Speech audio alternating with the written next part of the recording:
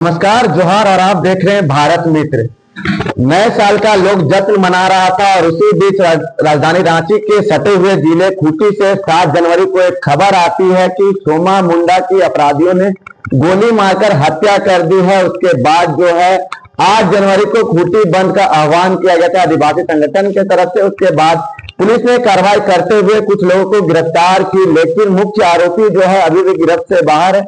उसको लेकर 17 जनवरी यानी कल जो है झारखंड बंद का आह्वान किया गया था और झारखंड जो है वो बंद आदिवासी संगठनों के द्वारा किया गया था। लेकिन आदिवासी संगठन का ये मानना है कि जो राज्य में कानून व्यवस्था ध्वस्त है और राज्य सरकार ये कहती है कि झारखंडियों की सरकार, वहीं झारखंडियों की सरकार के बीच जो है झारखंड के ही वासी की जो है हत्या हो जाती है दिन दहाड़े। मेरे साथ इसी पर बात करने के लिए कोलबीरा के विधायक है नमन वित्सल कोंगाड़ी। नमन वित्सल कोंगाड़ी से जानते दादा, जहां पर नए साल का लोग जश्न मना रहा था, पुलिस जो है पूरी तरह से मुस्तैद थी, लेकिन उसी बीच जो है अपराधी जो है सोमा मुंडा की गोली मारकर हत्या कर देते हैं। घटना है और जिन लोगों ने भी इस आपराधिक घटना को अंजाम दिया उसको हमारी पुलिस ने चिन्हित कर लिया है और कई लोगों को गिरफ्तार किया गया है और जो कई लोग बचे हैं उनकी भी पहचान हो गई है और उनको गिरफ्तारी के लिए ट्रैक किया जा रहा है। मुख्य आरोपी जो है अभी भी पुलिस के गिरफ्त से बाहर है। कल भी राजधानी रांची में रात में जो है गोलियां चलती हैं, 3 लोग घायल हो जाते हैं। पुलिस व्यवस्था क्या कर रही है झारखंड में? पुलिस व्यवस्था मुस्तैद है और खूंटी प्रकरण में तो पहचान भी कर ली गई है और उसको गिरफ्तारी के लिए पुलिस ट्रैक कर रहे हैं। बहुत जल्द गिरफ्तारी हो जाएगी। बाबूलाल मरांडी ने साफ तौर पे कहा है कि पुलिस जो है सिर्फ वसूली में लगी हुई है, ईडी कार्यालय में रेड करने आप लोग भेज देते हैं, अपराधी को पकड़ नहीं पाती। भाजपा के समय का अगर आप आपराधिक रिकॉर्ड देखिएगा और नक्सली रिकॉर्ड देखिएगा तो सबसे ज्यादा था। अरे हमारी सरकार ने गंभीरता से लिया है क्योंकि हमारी सरकार की सोच स्पष्ट है, जहां शांति है वहीं उन्नति है, वहीं विकास है। इस पर हमारी सरकार विश्वास करती है, इसलिए कानून व्यवस्था नियंत्रण में है।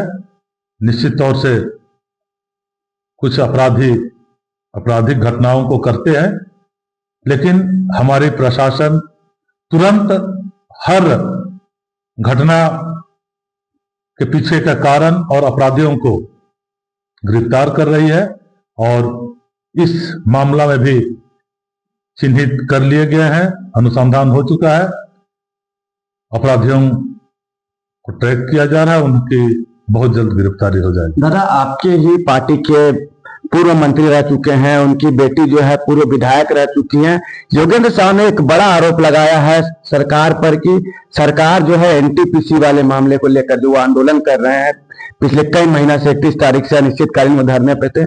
एनटीपीसी के जो ये डायरेक्टर हैं उनसे सरकार डायरेक्ट वार्ता कर रही है, वहां के डीसी और एसपी जो हैं उनकी बात नहीं सुन रहे हैं। योगेंद्र साहब को जो है वो आपकी पुलिस से जान का खतरा है। आपकी पार्टी के नेता है। जितना भी माइनिंग का जो लीज दिया जाता है उसका प्रोसेस और उसका नियंत्रण का अधिकांश भाग सेंट्रल गवर्नमेंट के आधार पर होती है और जिस तरह से हम देख रहे हैं पूरे देश में भाजपा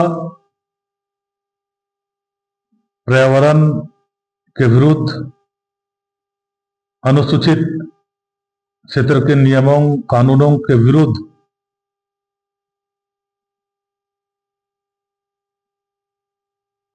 कानूनों में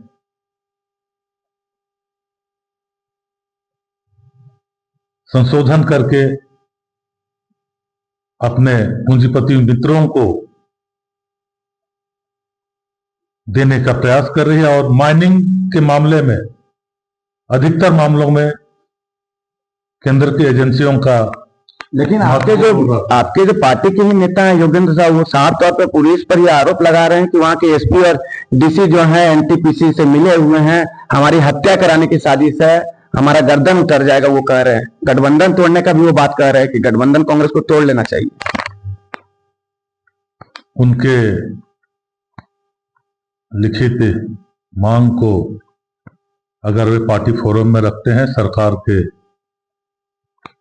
संज्ञान में लाते हैं, तो सरकार निश्चित तौर से इनके मुद्दों को गंभीरता से लेगी और उसका समाधान के लिए पहल करेगी। मतलब योगेंद्र साहब के बात से ज्यादा रही बात माइनिंग के मामले में, सेंट्रल गवर्नमेंट, गृह मंत्रालय वहां से हस्तक्षेप होता है, वहां से। लेकिन वो कह रहे हैं आंदोलन कर रहे हैं, आंदोलन करने जो वहां के डीसी और एसएसपी नहीं दे रहे हैं, डीसी और एसएसपी सरकार के इशारे पे काम कर रहे हैं। हमारे सरकार स्पष्ट तौर से कानून के दायरे में रहकर संविधान के अनुरूप काम करने में विश्वास करती है, क्योंकि यह तानाशाह सरकार नहीं है, यह लोकतांत्रिक तरीके से जनता के द्वारा चुन के आई हुई सरकार है। हम कानून पर भरोसा करते हैं और कानून के अनुरूप जो सरकार का अधिकार के क्षेत्र के अंतर्गत हमारी सरकार काम करती है। दादा, आखिरी सवाल है कि ईडी कार्यालय में जो है रेड हुआ, पेयजल विभाग के जो क्लर्क थे संतोष कुमार, उनको वो आरोप लगाया है कि ईडी के अधिकारी जो है उनके साथ मारपीट किए।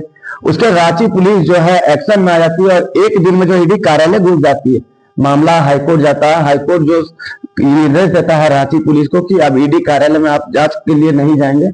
बाबूलाल मरांडी उसमें ट्वीट करके कहते हैं कि साक्ष्य को जो है छेड़छाड़ करने के नियत से रांची पुलिस घुसी थी सरकार के इशारे पर। हमारे देश में किसी भी व्यक्ति को कानून को अपने हाथ में लेने का अधिकार नहीं है, चाहे वो ईडी हो या सीबीआई हो या थाना हो या और कोई भी एजेंसी हो।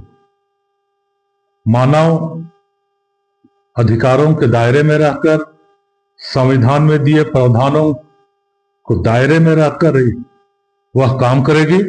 किसी भी व्यक्ति को, चाहे वो ईडी ही का क्यों ना हो या कोई भी पदाधिकारी किसी भी संस्था का क्यों ना हो, उसे अमानवीय तरीके से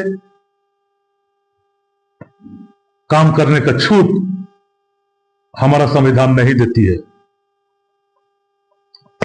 तो मेरे साथ बात कर रहे थे कुलेबिरा के विधायक हैं, कांग्रेस के विधायक हैं नमन विकल कुमार। ने साफ तौर पे कहा है कि सोमा मुंडा की जो हत्या हुई है, पुलिस उसकी पहचान कर ली है। कुछ लोगों की गिरफ्तारी जो है वो खूंटी पुलिस की है, कुछ लोग जेल में हैं और मुख्य आरोपी जो है पुलिस की गिरफ्त से अभी फरार है। हालांकि पुलिस जो है उसकी पहचान कर ली। कौन ऐसे अपराधी थे जो सोमा मुंडा को गोली मारे थे बीच खूंटी बाजार में, और आपको बता दें कि वो अभी पुलिस की गिरफ्त से बाहर है। हालांकि कांग्रेस विधायक ये मान रहे हैं कि खूंटी पुलिस जो है पहचान कर लिया, जल्दी उनकी भी गिरफ्तारी हो जाएगी। हालांकि उसको लेकर कल झारखंड बंद किया गया था आदिवासी संगठनों के द्वारा। तो वहीं इन्होंने योगेंद्र साहु मामले पर कहा, योगेंद्र साहु लगातार ये पुलिस पर आरोप लगा रहे थे कि झारखंड पुलिस जो है सरकार के इशारे पर काम कर रही है। तो उसको लेकर साफ तौर पर योगेंद्र साहु को कहा है कि योगेंद्र साहु जो है पार्टी फोरम में ये बात को रखेंगे और पार्टी जो है उस पर निर्णय लेगी। अपने सहयोगी के साथ मैं रत्नेश कुमार सिन्हा, द भारत मित्र, रांची।